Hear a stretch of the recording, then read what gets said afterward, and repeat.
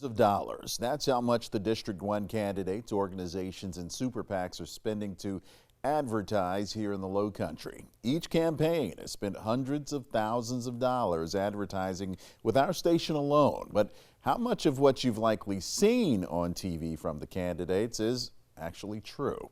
Live 5's Justin Kolar fact-checked the advertisements, calling them into question with an expert, helping you vote with confidence.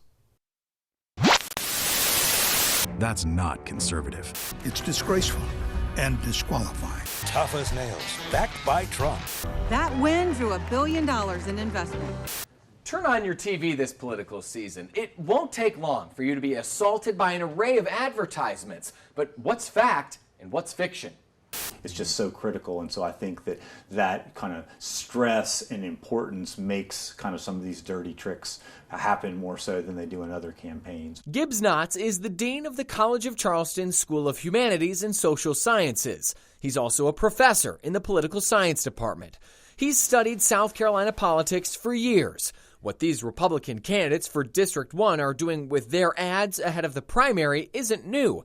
But he says it's important for you to pay attention. It's a real challenge, and so basically you kind of have to do your homework. You can sort of take a look at what's in the ad and then try to figure out who's doing the ad. I mean, is it an ad by Mace or Templeton, for example, or is it an ad by some kind of organization like a PAC that's kind of going either pro-Templeton or pro-Mace or anti-Templeton or anti-Mace? And so just kind of understanding the source can be, I think, a good first step. A good second step, hearing from the politicians themselves. Here's the thing. Catherine Templeton's campaign is built on a bed of lies. She has faked her resume. Her TV ads are fake. The super PAC ads for her are a lie and fake, and it's not genuine for Lowcountry voters. I think the people of the Lowcountry are smart enough to do their own research. They've seen Nancy Mace say one thing and do another so many times that they're ready for an adult that will bring them results. And I trust them to go look, and they don't trust her to tell the truth. I sat down with Knotts to analyze the validity of several ads for each candidate. You've likely already seen them. Knotts says some aren't true and some need context. A critical vote to build the wall.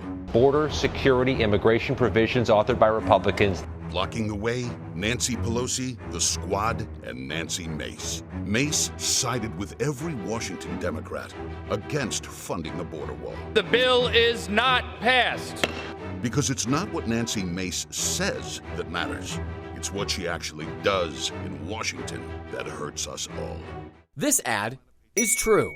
This was part of a large package, and when Mace looked at the bill, she felt like though there was some funding for the border and for border security, it basically had too many pet projects, too much spending. She has an ad out there that says, "I'm for open borders," when the fact is I actually voted for over 900 miles of wall. I'm endorsed by the guy who built over 500 miles of wall, Donald Trump. So I'm not for open borders. Do I vote against big spending bills? Absolutely. South Carolina conservatives are tired of grandstanding losers screwing up this country. We need consistent conservative Catherine Templeton. Templeton doesn't just talk tough on immigration. She helped write the toughest immigration law in the U.S. that created South Carolina's illegal immigration enforcement unit and protected our jobs. Because Catherine Templeton is the America First conservative the Lowcountry can trust. This ad is false.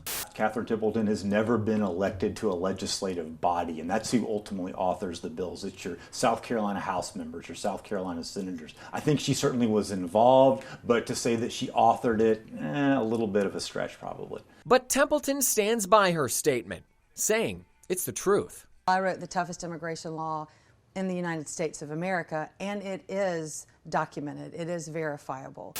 Who do you trust to secure the border? Trump and his choice for Congress, Nancy Mace, or a campaign donor to Trump-hating Democrats like Catherine Templeton? Mace, the conservative who passed a bill forcing Biden to hire more Border Patrol? Or the liberal bureaucrat who fired 22 immigration inspectors, Catherine Templeton? Trump trusts Mace to secure the border. This ad is complicated. Is Catherine Templeton a liberal? I have to laugh because my husband said, I thought you would be called a lot of things, but woke and liberal was never, ever one of them or two of them. Absolutely not. I am a consistent conservative. That Trump-hating Democrat was Templeton's best friend from law school, Ashley Cooper. Templeton donated $250 to his campaign for lieutenant governor back in 2010. She says that amount pales in comparison to the thousands she's donated to Republicans since. You can fact check these things so easily. And I don't know where people get off running for office and being so untrustworthy and lying about so much. True, false, or somewhere in between. As you can see, each ad is complex. And Knott says that's by design.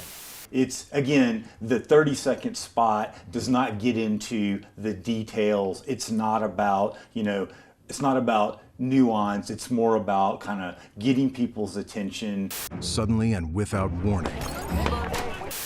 Kind of winning with a key phrase. Build the wall and secure the southern border. Leaving the person who's watching the ad with like a kind of just a general impression. As my complete and total endorsement. It's not meant to sort of go take a deep dive on a particular topic. In Charleston, Justin Kolar, Live 5 News.